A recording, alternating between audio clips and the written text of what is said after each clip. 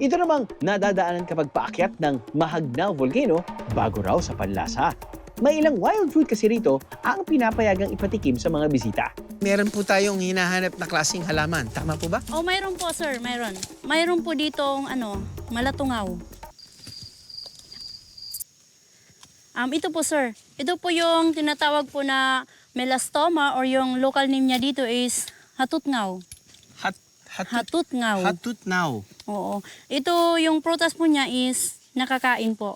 Okay. Tapos yung prutas po na nandito sa kagubatan pag kinain po natin is pag pumasok po siya sa ating katawan is marirecharge po tayo. Kumbaga yung energy na nandito is madadala po natin paglabas. Tapos yung dahon po nito is pinapakuluan, pinapainom po para sa hindi natutunawan. Ayun. At itong klaseng halaman po ay endemic lang po yan dito sa area na to? At Yes hindi po. hindi basta-basta makikita sa baba? Hindi po. Ito po ba yan? Opo.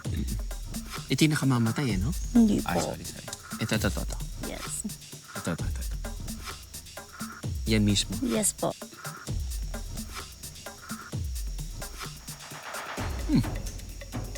Anong taste po?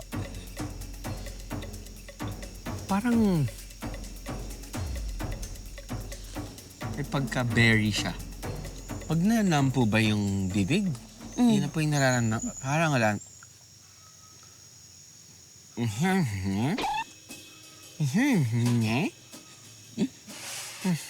Lala ka lang lakas. Hindi siya matamis, hindi rin siya maasim. Yes po. Sakto lang siya. Alam mo, may konting